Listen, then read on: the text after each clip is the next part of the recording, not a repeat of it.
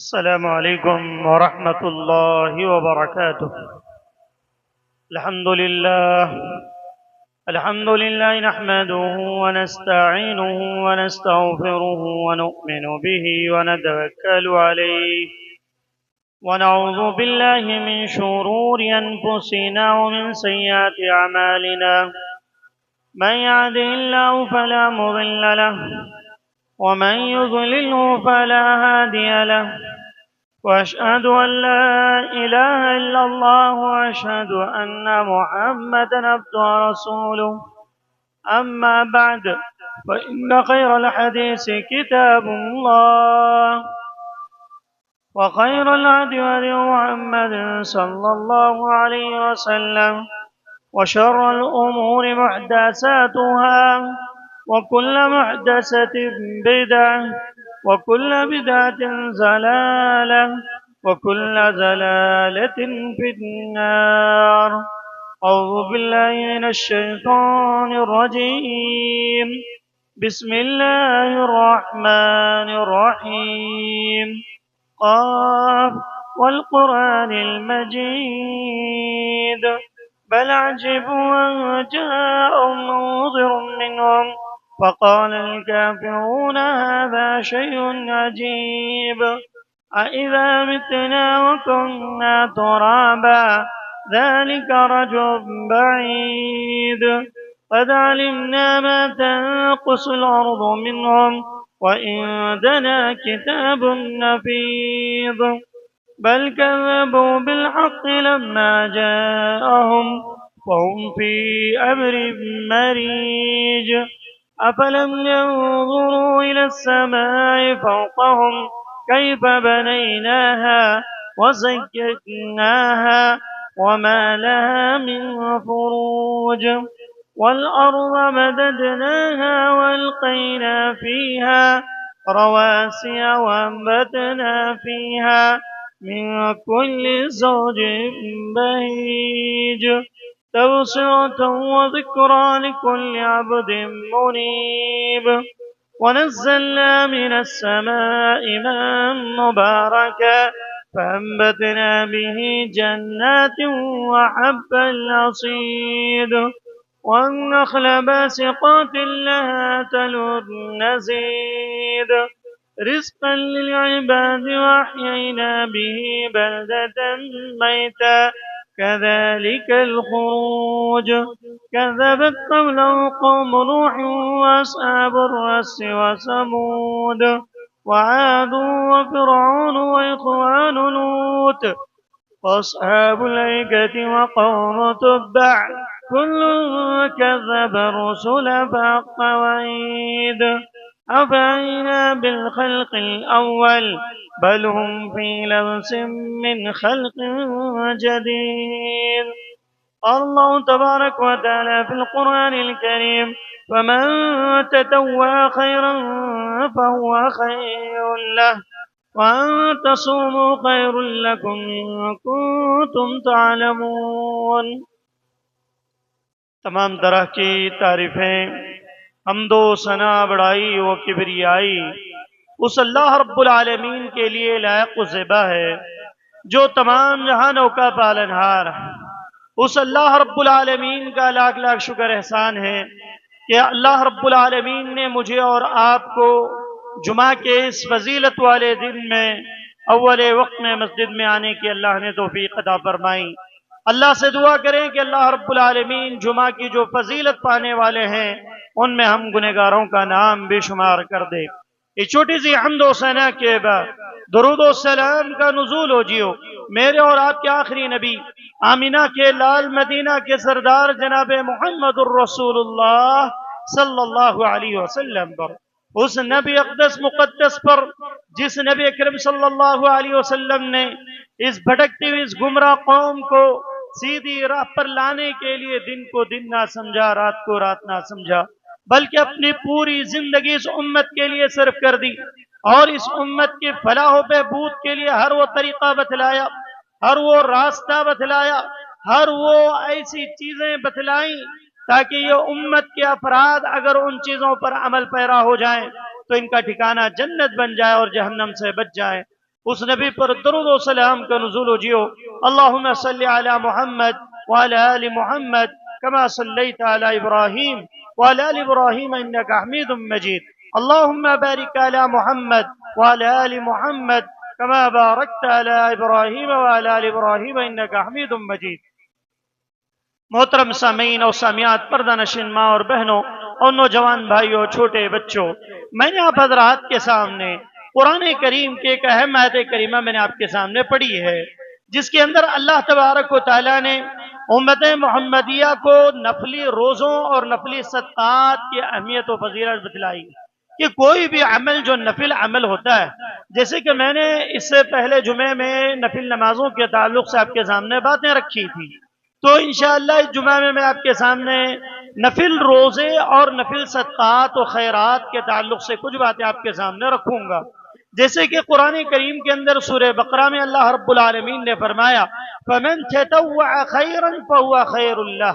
अगर तुम कोई नफिल अमल करते हो, अगर कोई तुम नफिल काम कर ले जाते हो, तो ये तुम्हारे लिए बेहतर है, वाजिब अम्र तो नहीं है। तुम्हारे लिए वाजिबी अम्र नहीं है कि अगर नहीं करोगे तो गुनाह मिलेगा, नफली रोजे नहीं रखोगे तो गुनाह मिलेगा, या नफली रोजों के अंदर कोताही करोगे तो गुनाह मिलेगा, या नफली सदक़ात व खैरात नहीं करोगे तो गुनाह मिलेगा। ऐसी कोई बात नहीं, बल्कि अगर कोई रख लेता है तो उसके लिए बेहतर है, अगर कोई सदका व खैरात करता है तो उसके लिए बेहतर है, और उसके रोजों में जो कमी होती है उन कमी को दूर करने के लिए नफली रोजे काम आ जाते हैं। उसके सदकात हैं, उन सदकात में कभी रियाकारी का शैबा पाया जाता है, उन सदकात में कभी दिखावे का शैबा पाया जाता है। तो उस चीज को दूर करने के लिए नफली सदकात तो खैरात अगर इंसान करता है, नफली अल्लाह के राह में रुपया पैसा खर्च करता है, तो उसके जरिए से उसके जो ज़कात जो वाजिब थी, या जो अल्लाह की राह में देना जो उसके ऊपर वाजिब था, तो वो चीज में जो कमी थी वो कमी इन सदकात के जरिए से पूरी कर दी जाती। और इसी तरीके से आप देखें, इस्लाम में फर्ज रोजों के बाद नफिल रोजों की बहुत ज्यादा अहमियत बयान की गई, नफिल रोजों की भी बहुत ज्यादा अहमियत बयान की गई। नबी करीम सल्लल्लाहु अलैहि वसल्लम खुद नफिल रोजे रखते थे और दूसरों को तरगीब दिलाया गया। जैसे रमजान का महीना गुजर जाता, जैसे रमजान मुबारक का महीना अल्लाह के नबी सल्लल्लाहु अलैहि वसल्लम की जिंदगी से चला जाता, अल्लाह के नबी शव्वाल के 6 महीने रखते, फिर कहते मन साम रमजान ईमान व एहतिसाबन गुफिर लहु मा तक़द्दम मिन ज़ंबी। जो रमजान के रोजे ईमान और एहतिसाब के साथ रख लेता है, अल्लाह ताला उसके गुनाह माफ कर देता है। और फिर कहते हैं कि अगर उसके बाद कोई 6 रोजे रख लेता है, मन साम सित्तन मिन शव्वाल, शव्वाल के 6 रोजे अगर कोई रख लेता है, उसे उन दोनों को मिलाकर साल भर रोजा रखने का सवाब दे दिया जाए। अल्लाह के नबी सल्लल्लाहु अलैहि वसल्लम, जबकि उनके ऊपर वो चीजें फर्ज थी, अल्लाह के नबी सल्लल्लाहु अलैहि वसल्लम फर्ज रोजों के साथ साथ नफिल रोजे रखकर उम्मत को यह तालीम देना चाहते थे कि ऐ उम्मत मोहम्मदिया के लोगों, तुम्हारी जिंदगियों के अंदर नफिल की अहमियत भी होनी चाहिए।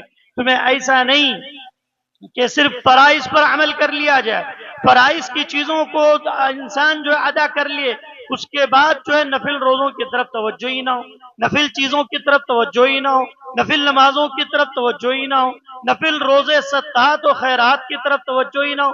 तो ये इंसान की जिंदगी के अंदर इन चीजों का होना जरूरी है।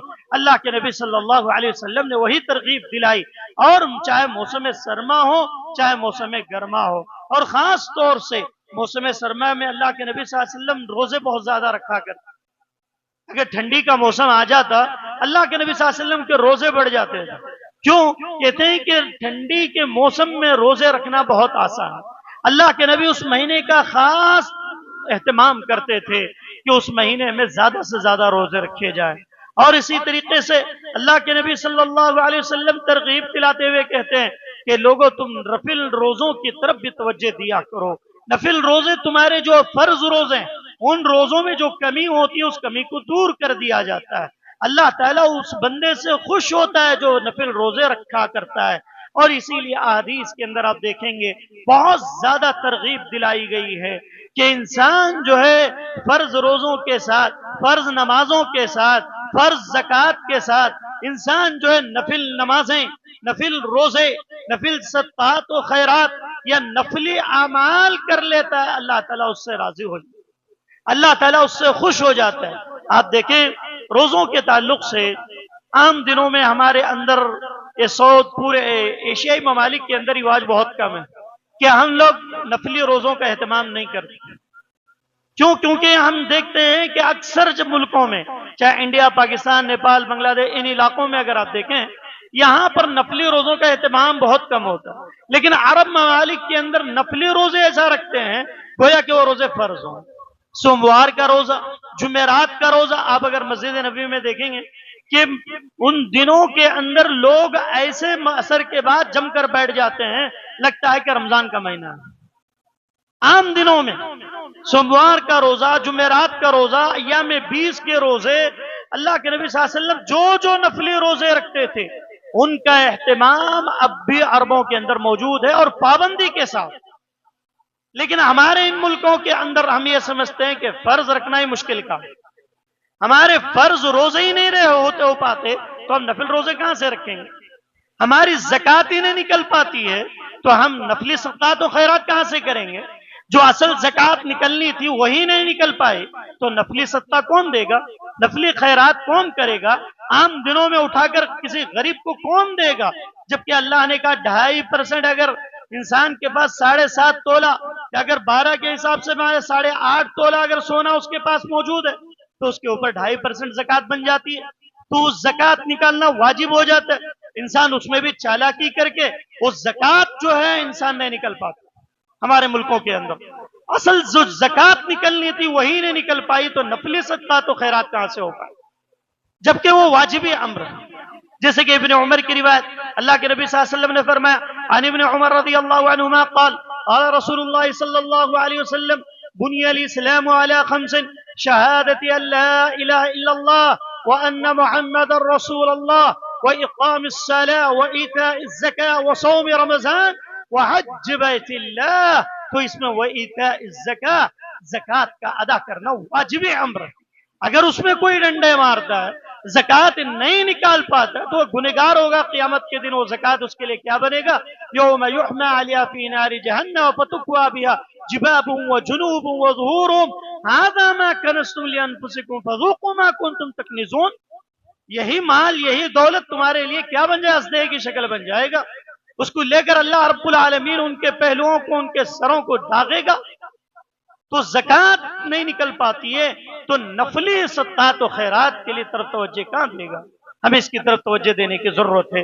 اور روزے خاص طور سے دیکھیں، روزہ جو انسان عام دنوں میں بھی رکھتا ہے، جیسے سوموار کا روزہ ہے، جمعرات کا روزہ ہے، ایام 20 کے روزے ہیں، شوال کے 6 روزے ہیں، اور عشر ذی الحجہ کے 10ویں تاریخ کا روزہ ہے، محرم کے 2 روزے ہیں۔ یہ نفل روزے جو انسان کی زندگی میں جو آتے ہیں، ان روزوں کی فضیلت بھی بہت زیادہ بیان کی۔ اللہ کے نبی نے کہا کہ اگر کوئی 1 دن کا عرفے کا روزہ رکھتا ہے اس کے 1 سال پہلے اور 1 سال بعد کے گناہ معاف کر دیے جاتے ہیں، جو صغیرہ ہوتے ہیں، چھوٹے چھوٹے گناہ۔ کیونکہ روزہ جو انسان کو جنت میں لے جانے کا ذریعہ بن جاتا ہے۔ جیسے کہ اللہ کے نبی صلی اللہ علیہ وسلم کی حدیث ہے، راوی حدیث حضرت ابو امامہ باہلی رضی اللہ عنہ ہیں۔ کیا کہتے ہیں؟ ابو امامہ باہلی نے نبی کریم صلی اللہ علیہ وسلم سے کہا کہ اللہ کے نبی مجھے کوئی ایسا عمل بتلاؤ کہ اس پر عمل کر لے جاؤں تو جنت پا لے جاؤں۔ کیا سوال کیا ابو امامہ باہلی نے کہ اللہ کے نبی کوئی ایسا عمل بتلائیں کہ اگر میں وہ عمل کر لے جاؤں تو مجھے جنت مل جائے، میں جنت میں داخل ہو جاؤں۔ اللہ کے نبی صلی اللہ علیہ وسلم نے فرمایا تم اپنے اوپر روزوں کو لازم کر لو، تم اپنے اوپر روزوں کو لازم کر لو، کیونکہ اس جیسی کوئی عبادت نہیں ہے، اللہ تعالیٰ اس کا اجر دینے والا ہے۔ یہ صحیح الترغیب و ترہیب کی روایت ہے۔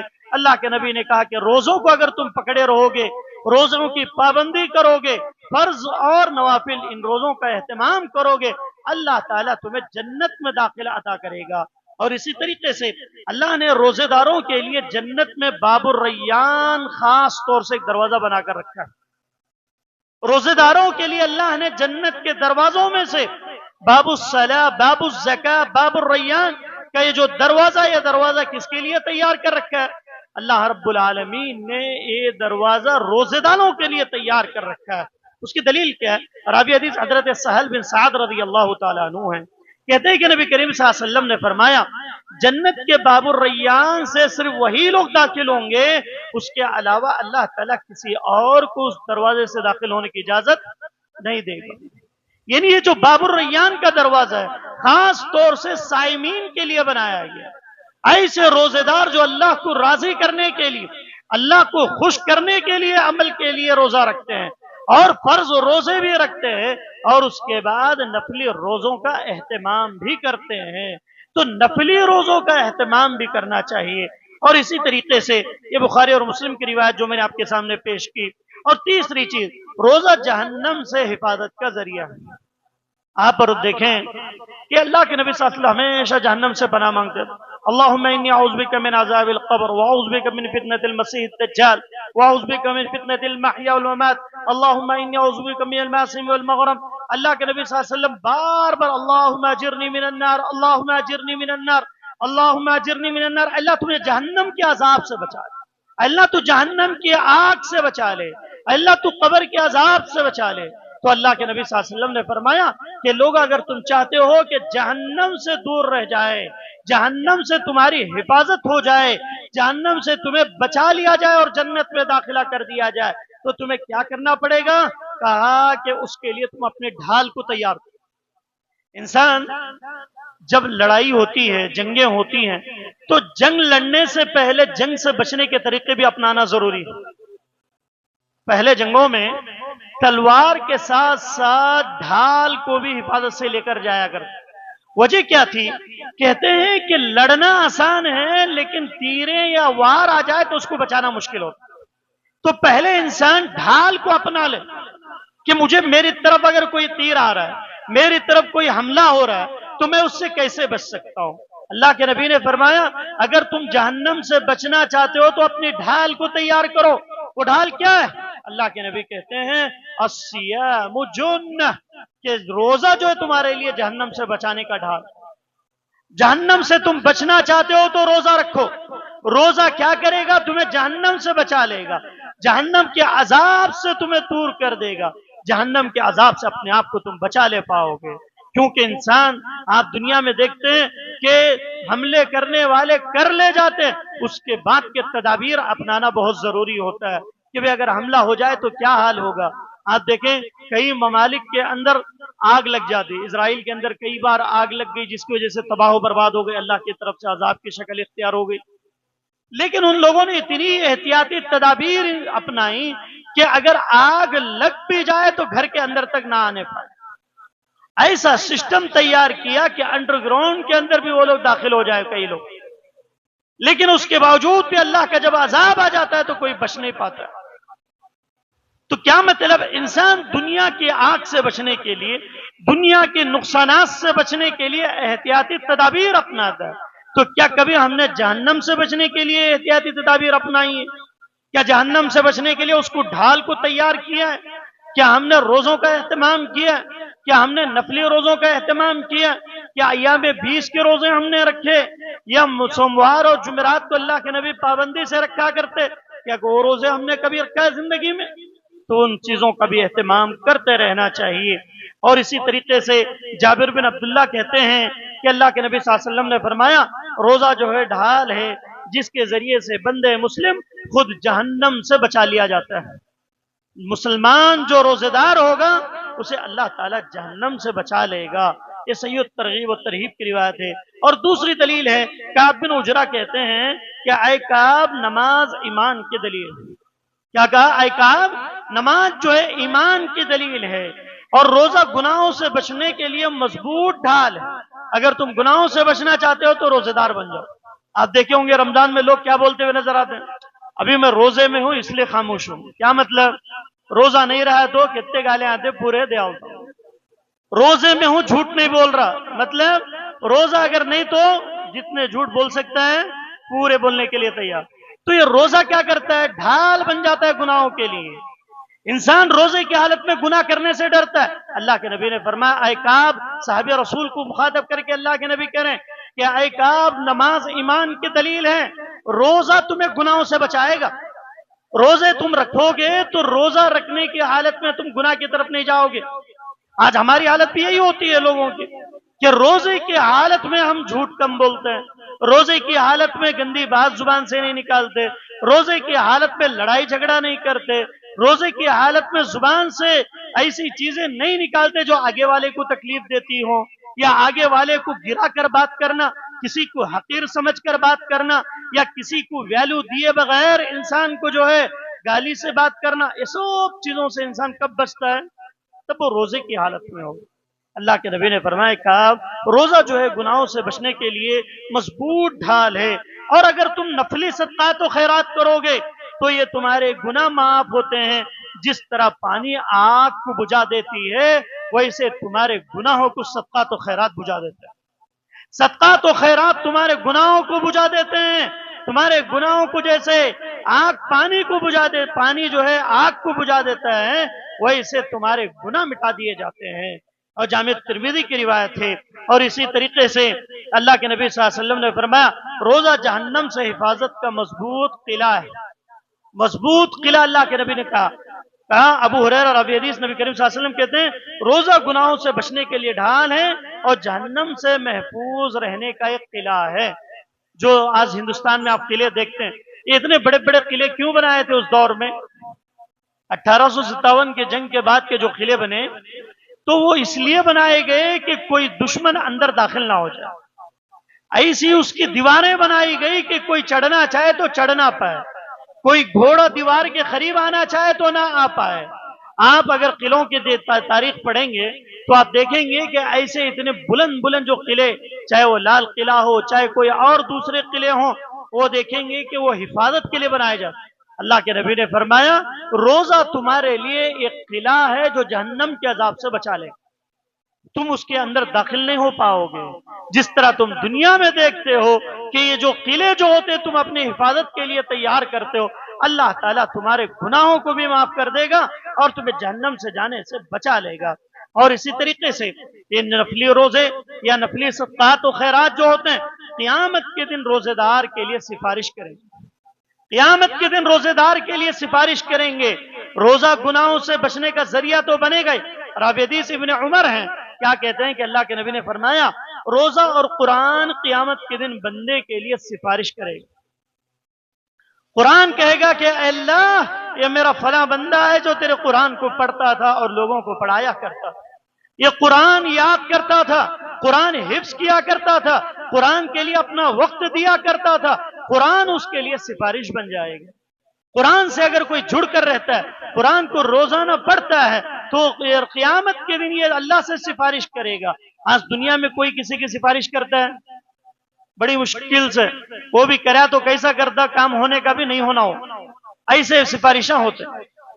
اور آپ دیکھیں گے دنیا کے اندر اللہ کے نبی کے دور میں ایسے بہت سارے واقعات آتے ہیں کہ لوگ سفارشیں کرتے تھے اللہ کے نبی صلی اللہ علیہ وسلم کے۔ ایک مرتبہ فاطمہ بنت مخزومی کا واقعہ جو آپ نے سنا ہوگا کہ کسی نے چوری کر لی تو اس کے خلاف کہ اللہ کے نبی صلی اللہ علیہ وسلم ایک صحابی کے بارے میں آتا ہے کہ ان سے چوری ہو گئی تو ان کی سزا دینی تھی، آ کر اللہ کے نبی سے ریکویسٹ کرنے لگے، سفارش کرنے لگے۔ اللہ کے نبی نے فرمایا لو سرقت فاطمہ بنت محمد لو سرقت لقطعت یدہا، اگر فاطمہ بنت محمد بھی چوری کرتی تو میں اس کے ہاتھ کاٹ دیتا۔ اللہ اکبر، تو سفارش لے کر آئے ہو کہ اگر فاطمہ بنت محمد چوری کرتی، فاطمہ بنت محمد کسی کا مال ہڑپ کر لے، فاطمہ بنت محمد کسی کے مال پر قبضہ کر لے، حرام مال اگر کوئی لے لیتا ہے، حرام خوری کرنا شروع کر دیتا ہے، حرام مال کھانا شروع کرتا ہے، اللہ تعالیٰ اس کی نسلیں تباہ کر دیتا ہے۔ اللہ تعالیٰ ان کے گھروں کے اندر تباہیاں لے آتا ہے، بیماریاں، مصیبتیں، پریشانیاں، فلاں فلاں، حرام کھانے والوں کی زندگیوں میں سکون نہیں رہتا ہے۔ اللہ کے نبی نے فرمایا اگر میری بیٹی بھی چوری کی ہوتی تو میں اس کے ہاتھ کاٹ دیتا اور تم سفارش لے کر آئے ہو۔ تو اللہ کے نبی کے دور میں بھی سفارشیں ہوتی تھی، لیکن آج کل حالات ایسے ہیں کوئی کسی کی سفارش نہیں کرتی، کوئی آگے بڑھ گیا وہ کیسا گیا، دوسرے کو ہاتھ پکڑیں کوئی ساتھ دینے کے لیے تیار نہیں۔ کسی کو جاب مل گئی، کتنے بچے ایسے ہیں بہت سارے پڑھے لکھے بچے، ان کو آگے کیا کرنا ہے، کیسے جاب تلاش کرنا ہے، کیسے سرچ کرنا ہے، کہاں جائیں گے تو کیا ہوگا، کچھ پتہ نہیں، اور اس کی رہنمائی کرنے والے بھی قوم میں نظر نہیں آتے۔ بس فکر ہے تو اپنے بیوی بچوں کی، اپنے بچوں کو کس انداز سے کون سا علم دے دیا جائے، کون سی ڈگری کرے تو کہاں کیا ملے گا سب معلوم، لیکن دوسرے کو بچے کو بتانا گوارا نہیں سکتا۔ اللہ کہتا ہے کہ لوگوں تم قرآن سے جڑو گے تو یہ قرآن تمہیں جہنم سے بچائے گا اور تمہیں جنت میں جانے کے لیے سفارش کرے گا۔ قرآن سفارش کرے گا اور روزہ تمہارے لیے سفارش کرے گا کہ بندے کو اللہ تعالیٰ سے کہے گا کہ اے اللہ یہ تیرا فلاں بندہ ہے، اس نے پورا دن بھوک پیاس میں گزارا، اے اللہ تو اس کے بھوک پیاس کو قبول کر لے، اے اللہ تو اس کے بھوک پیاس کو قبول کر کے اسے جنت نصیب فرما۔ تو یہ اللہ کے نبی صلی اللہ علیہ وسلم نے کئی تعلیمات دی ہیں کہ انسان کو نفلی صدقات و خیرات اور نفلی روزے انسان کو کرتے رہنا چاہیے، کیونکہ نفلی روزوں کی دو قسمیں ہیں، ایک مقید روزے، دوسرے غیر مقید روزے۔ وہ روزے جن کے رکھنے کی حدیث میں بہت زیادہ ترغیب آئی ہے اور ان کے رکھنے کے لیے وقت زمانے کی تحدید بھی ہے۔ کچھ روزے نفل میں بھی دو قسمیں ہیں، کیسے ایک مقید روزے ایک غیر مقید روزے۔ مقید روزوں میں ٹائم وقت دن سب فکس ہے، جیسے شوال کے 6 روزے یہ کب ملے جب نہیں رکھ سکتے، شوال کے مہینے میں ہی رکھنا ہے۔ اور اسی طریقے سے پیر اور جمعرات کا روزہ اتوار کو کوئی رکھ لے تو وہ عام روزہ ہوگا، مقید روزہ نہیں ہوگا۔ اور اسی طریقے سے زمانے کی تحدید میں یوم عرفہ کا روزہ، حجاج جس دن عرفہ میں رہتے ہیں وہ اسی دن رکھنا ہے، اور یوم عاشورہ کا روزہ، اور اسی طریقے سے ایام 20 کے روزے۔ یہ روزے جو ہے مقید روزے ہیں، ان کے اندر انسان جب چاہے جب رکھنا چاہے۔ عرفہ کا روزہ رکھ رہا ہے کسی اور مہینے میں، سفر کے مہینے میں، تو کیا اس کا روزہ قبول ہوگا؟ نہیں قبول ہوگا۔ کیوں؟ کیونکہ نفلی روزوں میں بھی دو قسمیں ہیں، ایک مقید روزے اور دوسرے غیر مقید روزے۔ غیر مقید روزوں میں انسان کو کوئی ٹائم لیمٹ نہیں ہے، کبھی بھی کسی بھی دن رکھ سکتا ہے، کسی بھی مہینے میں رکھ سکتا ہے، اگر وہ بیچ میں اسے طبیعت ٹھیک نہیں ہو رہی توڑ سکتا ہے، دل نہیں مان رہا ہے توڑ سکتا ہے، صبح نیت کیا تھا روزے کی، دوپہر ہونے تک صحت ساتھ نہیں دے رہی، روزہ توڑنا چاہ رہا ہے تو کوئی بھی گناہ نہیں ملے گا۔ اسے غیر مقید روزے کہتے ہیں۔ اللہ کے نبی صلی اللہ علیہ وسلم نے فرمایا کہ لوگوں تم ان روزوں کا خاص طور سے اہتمام کرو، یہ روزے تمہارے لیے میزان میں جو ہے بھاری بن جائیں گے۔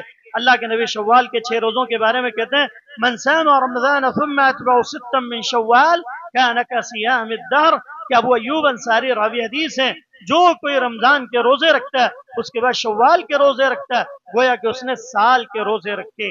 اور اسی طریقے سے من جاء بالحسنۃ فلہ عشر امثالها، اگر کوئی ایک نیکی کرتا ہے اللہ تعالیٰ اسے 10 نیکیاں کرنے کا ثواب دیتا ہے، 10 نیکیاں کرنے کا ثواب ملتا ہے۔ اور عرفہ کا روزہ، ابو قتادہ کہتے ہیں کہ نبی کریم صلی اللہ علیہ وسلم نے کہا عرفہ کا روزہ رکھنے والا 1 سال اگلے اور 1 سال پچھلے گناہ اس کے کیا ہو جاتے ہیں؟ معاف ہو جاتے ہیں۔ اور اسی طریقے سے ماہ محرم کے روزوں کے بارے میں اللہ کے نبی نے فرمایا افضل الصیام بعد رمضان شہر اللہ المحرم وافضل الصلاة بعد الفریدہ صلاة اللیل، صیام میں سب سے افضل روزے رمضان المبارک کے بعد محرم کے روزے ہیں، رمضان المبارک کے بعد سب سے افضل روزے ماہ محرم کے روزے ہیں۔ اور فرض نماز کے بعد جو ہے سب سے افضل نماز جو ہے تہجد کی نماز۔ اللہ کے نبی نے فرمایا اگر کوئی فرض نماز کے بعد سب سے امپورٹنٹ نماز ہے تو کون سی نماز ہے؟ تہجد کی نماز ہے۔ اور اسی طریقے سے عاشورہ کے روزے کے بارے میں کہتے ہیں ابن عمر کہتے ہیں دور جاہلیت کے لوگ 10ویں محرم کا روزہ رکھا کرتے تھے، رمضان کے روزے فرض ہوئے تو نبی کریم صلی اللہ علیہ وسلم نے فرمایا اگر میں اگلے سال زندہ رہوں گا تو 9ویں اور 10ویں، اللہ کے نبی نے فرمایا کہ 2 روزے بھی میں رکھوں گا۔ اور اسی طریقے سے اللہ کے نبی صلی اللہ علیہ وسلم نے پیر کا روزہ اور جمعرات کے روزے کو اللہ کے نبی صلی اللہ علیہ وسلم پابندی کے ساتھ رکھا کرتے تھے۔ حضرت اما عائشہ کہتی ہیں کہ اللہ کے نبی پیر اور جمعرات کے روزے کو تلاش کرتے تھے، اس کی وجہ یہ ہوتی تھی اللہ کے نبی کہتے کہ یقرض الاعمال یوم الاثنین والخمیس فاحب ان يعرض عملی وانا صائم، کیونکہ اللہ تعالیٰ کے پاس پیر اور جمعرات کے دن لوگوں کے اعمال پیش کیے جاتے ہیں۔ جب اللہ کے پاس اعمال پیش کیے جائیں تو میں کس حالت میں ہونا چاہیے؟ اللہ کے نبی کہتے تھے کہ میرے جب اعمال اللہ کے پاس پیش کیے جائیں تو میں روزے کی حالت میں، کیا کہتے تھے؟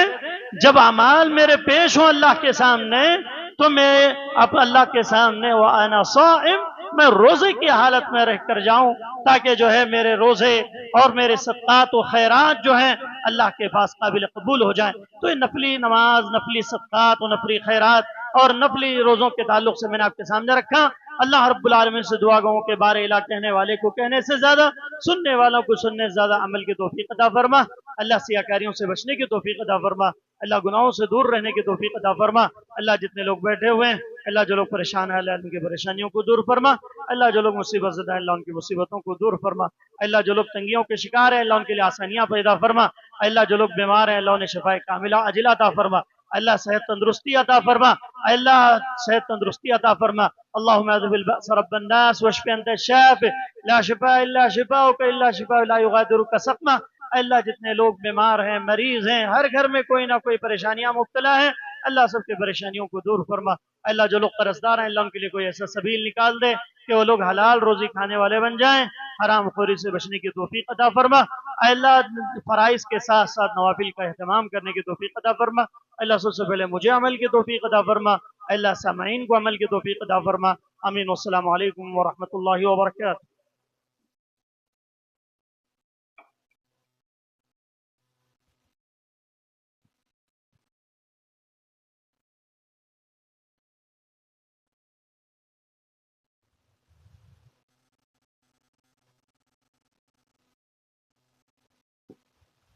الحمد لله نحمده ونستعينه ونستغفره ونؤمن به ونتوكل عليه ونعوذ بالله من شرور أنفسنا ومن سيئات أعمالنا، من يهده الله فلا مضل له ومن يضلله فلا هادي له، وأشهد أن لا إله إلا الله وأشهد أن محمدا عبده ورسوله. أما بعد، أعوذ بالله من الشيطان الرجيم. بسم الله الرحمن الرحيم. إن الله يأمر بالعدل والإحسان وإيتاء ذي القربى وينهى عن الفحشاء والمنكر والبغي يعظكم لعلكم تذكرون. اذكروا الله يذكركم وادعوه يستجب لكم ولذكر الله تعالى أعلى جل وعلا.